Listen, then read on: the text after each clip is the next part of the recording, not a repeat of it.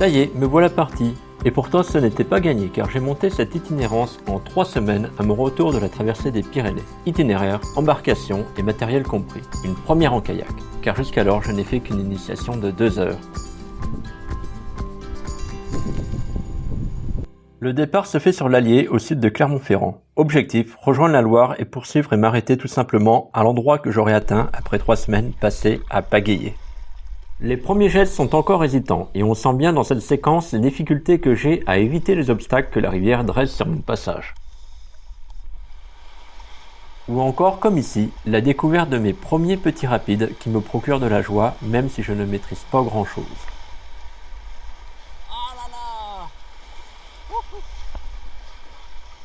Pour mon premier bivouac, la magie opère. Le sentiment d'isolement est renforcé par une accessibilité possible uniquement par le fleuve. L'eau me procure un sentiment d'apaisement. C'est cette ambiance que je recherchais et je la savoure. Là-bas, il y a le seuil de la Madeleine, donc c'est portage obligatoire avec le chariot. Si dans la théorie, ça devrait marcher nickel, j'ai pas franchi 2 mètres. Il arrêtait pas de se retourner, le chariot. Donc j'ai vidé entièrement le kayak et je vais le porter sur l'épaule pour rejoindre du plat et je vais voir si ça marche.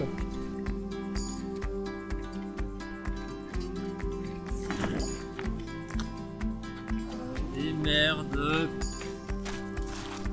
Bon, même sur du plat, le chariot se retourne, donc c'est pas du tout normal. Je vais tenter de lui remettre un petit coup de pression au kayak et on va voir si ça fonctionne. Ça va beaucoup mieux.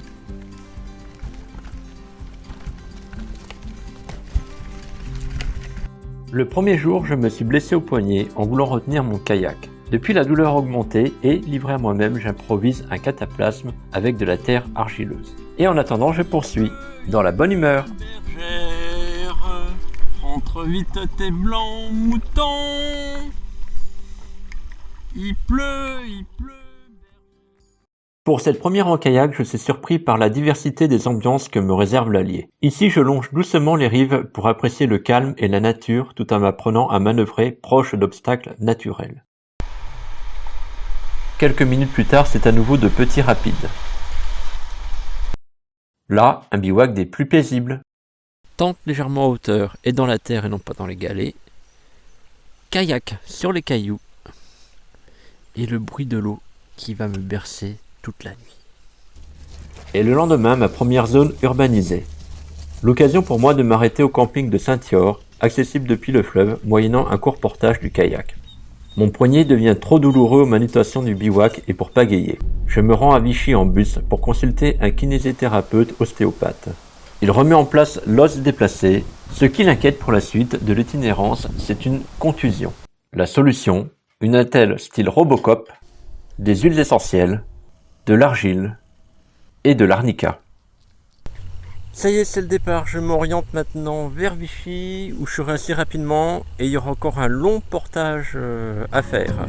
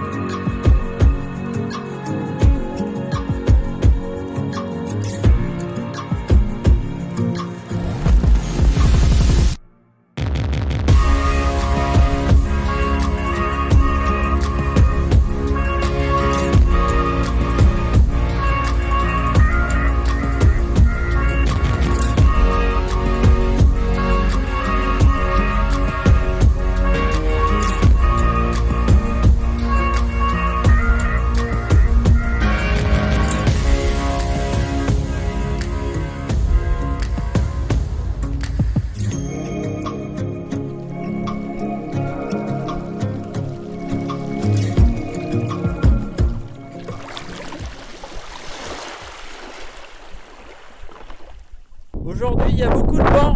Si je m'arrête de pagayer, je recule. Ça y est, c'est le cas. Ouais, alors je me suis arrêté et hop, je recule. Avec ce vent et l'interdiction de bivouaquer au sein de la réserve naturelle du Val d'Allier, je décide de faire halte au camping. L'occasion de charger mes batteries, remplir mes vaches à eau, et si vous vous demandez de quoi il s'agit, c'est tout simplement ma réserve en eau pour la vie au bivouac. Ce retour au confort, c'est aussi un moment privilégié pour prendre soin de mon corps et de mon mental, comme me raser, me doucher, vivre l'eau chaude, youpi, me couper les ongles, et m'offrir un petit plaisir avec de bonnes frites. Bien sûr, je n'oublie pas mon matériel avec le séchage de mes affaires, puisqu'à force d'être sur l'eau, elle finit par s'immiscer partout, y compris dans mes sacs étanches. Ainsi que dans mon kayak où je ne manque pas d'écoper l'eau résiduelle. Et pour continuer dans les manutentions, si le kayak gonflable est synonyme de liberté dans les transports, en itinérance, sa principale contrainte réside dans le fait qu'il faille continuellement adapter la pression des boudins pour éviter la surpression. Sinon, gare à l'explosion. Bref, comme souvent, tout est affaire de compromis. Là, au fait, la pression elle augmente à mesure que le soleil se lève dans la journée. Donc, régulièrement, quand le boudin devient trop dur, je fais partir un peu de pression.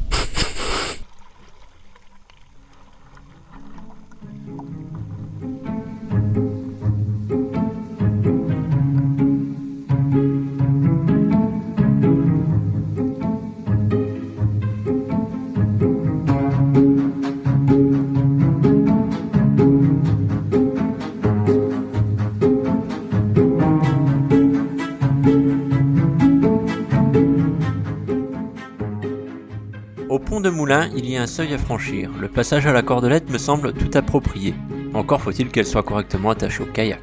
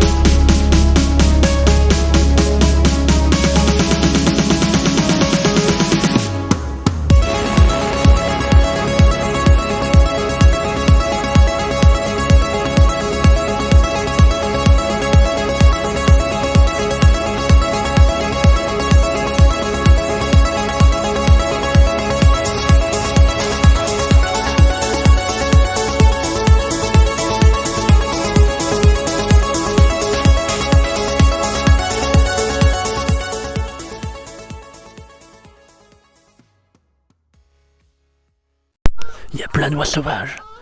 Je suis dans leur quartier à Satéris. Vous entendez?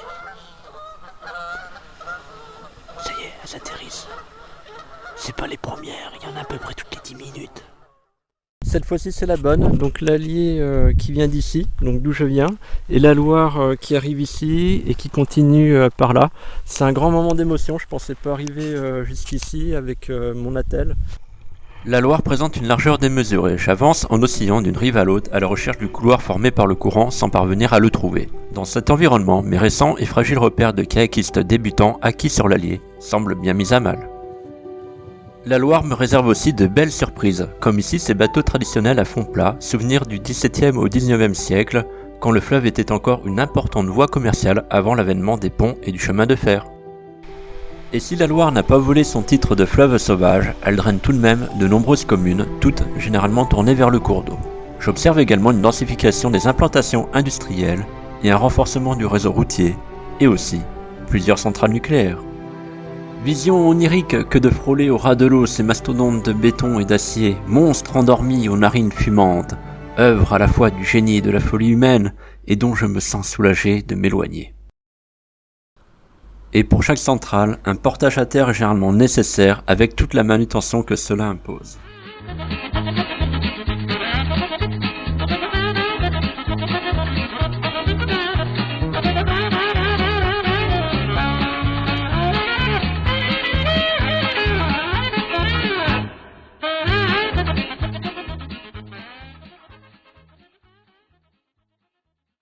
Mais nous n'y trompons pas, la magie de l'eau et de la nature continue à occuper mon quotidien.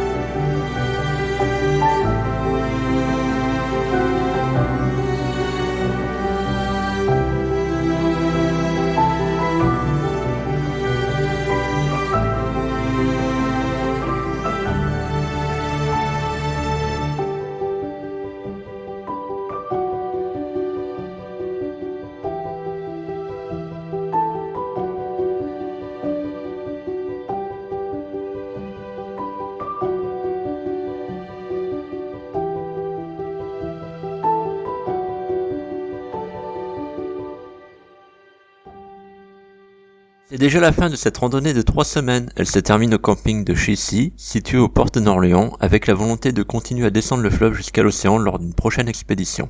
Il ne me manque plus qu'à plier mon kayak en espérant de tout cœur que ce petit film vous aura plu.